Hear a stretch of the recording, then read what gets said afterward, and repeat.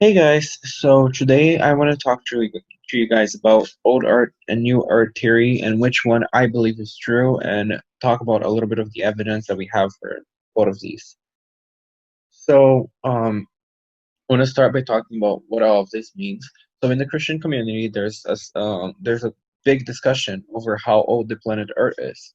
There's some people who truly believe that the planet is about 6,000 or 10,000 years old based off of the multiple timestamps that the Bible gives us. Um, and there's like different lineages that the Bible gives us. There's a whole book about lineages and family lineages that the Bible gives us and tells us about the stories of each family.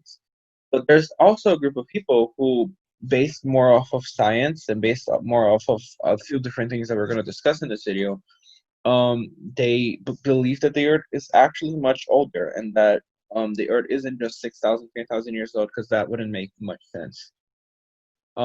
Usually that also that belief of an old Earth also extends to the idea that the creation was much more than 7 days, and that period of time was just symbolical. It's a symbolical 7 days, and we're going to talk about that today. So as we said, what each one means. So old Earth usually means you believe on creationism on a different form. You don't believe it was just 6 days, and you also don't believe that the genealogy in the Bible was very specific, which there's evidence for that. I'll explain that later. And then the young Earth is you believe that the Earth was built during 7 days. Not I said 6 days earlier, but 7 days. During 7 days, and you believe that the Earth is actually only 6,000, 10,000 years old. So when I was gonna begin this video, no, when I was first planning this video out, I thought about doing like, oh, which one could be true and like showing evidence for both of them. But the truth is that I am personally very biased because I truly believe in the old Earth theory. Because otherwise, for me at least, it doesn't make sense. Because with all the scientific evidence we have today, which as Christians we have to always have faith first. We always must have faith because that's just what our religion is based on. If you don't have faith, you can't. God for you doesn't exist. That's just how that works. God exists to us, and He talks to us and communicates to us with us through faith. The first step of being a Christian is having faith. So if we don't have faith, it doesn't work. But we can't ignore the scientific side of things, and we can't just ignore science and be like, oh yeah, whatever. It's just a bunch of people just doing crazy things because it's not. Science is based on evidence, and if there's evidence, it's basically true. Um, so yeah, we also must consider science, balance our faith with science, and for me, it just there's no way that the Earth is actually only 6,000 or 10,000 years old with evidence. And that, for me, that idea of a young Earth, usually always when I read articles and things about that, it's always that the entire universe was created in that first day of Genesis, which for me doesn't even make sense. I'll get into that later, but there's evidence that that's not even true in the Bible itself. So for me, that idea doesn't work. So this video isn't much more me talking about like, oh, what are the proofs for old art and the proofs for young art? Because honestly, for me, there's no proof for young art. That's just people would try to stretch things to make it seem like, not to make it seem, but to try to explain young art. Well, with old art, it just naturally makes sense. So let's get into evidence for old art and why I believe in old art. So the evidence we have. The Bible hints, as I was saying, there's evidence in the Bible that the universe was not created in the first day of Genesis. The Bible hints at an earth before creation. So let's read. When God began to create heaven and earth being formed and void, with darkness over the surface of the deep and a wind from God sweeping over the water, God said, let there be light, and there was light.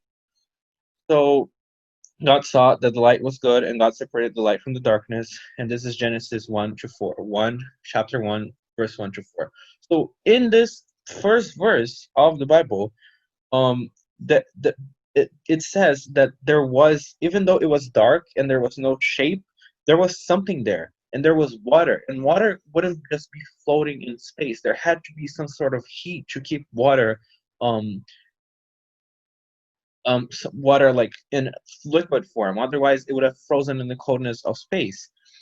Space is very cold. If you guys didn't know that, I think that's just a common enough fact. Everyone knows that. But space is literally very cold, and there's mostly no. Yeah, even though the sun is there, there's no source of heat. The sun, I'm not gonna get into that in this, but basically there has to be also gravity to keep that water into somewhat of a surface. There has to be something there. So this first verse of Genesis hints at us and tells us that there was something already in there, even though it was void and devoid of form and it was dark. There had to be something before, otherwise this wouldn't make sense. It wasn't like, oh, it was nothing and then God created everything. It was like there's something already there, and God created upon that nothing, like that nothing, that something that was already there. He created something. So yeah, for me, it doesn't. If there was nothing before, it just this text doesn't make sense because there was already water. Where did that water come from?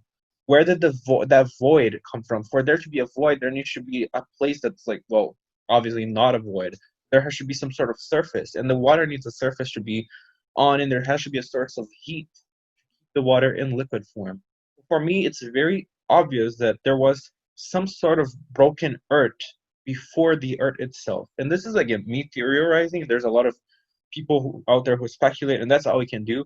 As if the Bible doesn't tell us specifically, we can only speculate. But I honestly believe that there was something before the earth itself, that there was some sort of broken earth. Um, the big theory that most people believe is that a meteor, okay, in the Christian, not in the Christian community, but in the scientific community, we all know about the meteor that hit the Earth and killed all the dinosaurs and somewhat destroyed the Earth.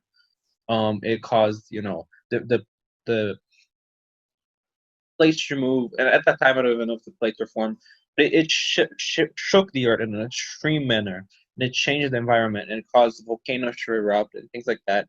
So this would make sense, and it would apply to this that before the Earth, something happened that destroyed the Earth, and then God created the Earth as we know it today. So that's the first evidence for that. The second evidence is that the seventh day of creation is very different from all the other days. In all the other days, God does a lot of things. I mean, incredible things in a very 1 day short time span, but for a 1 day time span. But in the seventh day, we get actually Adam and humans, at least the ones we know today. Maybe like there's okay, so there's a lot of theories of a lot of Christians who theorize that Adam and Eve they weren't like we know other humans that we know today. A lot of theorists believe that Adam and Eve were very much different. Um, the Bible says that they were meant to live forever. That became a thing when that I say that so weirdly, but it became a thing after they sinned. So before this, they were supposed to live forever. We can believe that their bodies are perfect, that their minds are perfect. Maybe they used 100% of their minds. They had control over the earth because God gave the earth to them. So there's a lot of theories out there that they were like much more evolved than humans we know today, and that's again completely speculation, and it's a whole other conversation, so we're not getting completely into that. But I'm just saying that I'm just pointing that out because I'm going to say that Adam is, if he was a human like we know, he perceived time the way we did. It wouldn't make sense for him in the seventh day to name all the he okay, so in the seventh day Adam is created, then the land animals are created because God saw that Adam was alone in the earth, and he was like, okay, she should have other companions. And he was, he was a land person, so he needed land animals to be his companions. Then God takes that. No, God doesn't take Adam, but Adam names all the animals, all the land animals, even if they're okay. So they're even if it was a single species of land animal that eventually evolved into the multiple species that we have today. Um, it's still a lot of animals to name in 24 hours. After he was created, after Adam was created in 24 hours, it's a lot of animals to name in 24 hours. Then, after he names and meets every single land animal, as the Bible tells us, Eve is created. He becomes upset because he realizes that he doesn't have a partner, and God realizes that too, that none of the animals are like Adam because they weren't made like Adam. So God creates from Adam Eve, and that all if that all happened in a 24-hour span, that would be a lot of stuff that happened in a single day, which is unlikely what God did before because God he did very specific things in every single day, and this is just like a bunch of different things happening.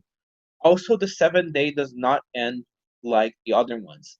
The seventh day ends with God blessing it, and it also ends with the, but it doesn't end. Okay, so every single day ends with God basically saying, of the Bible basically saying, and it was morning and evening of that day, and that was the fifth day, or that was the fourth day, and that was the third day, and whatever. This one does not have that ending, which could mean that this day was much longer than our concept of a day.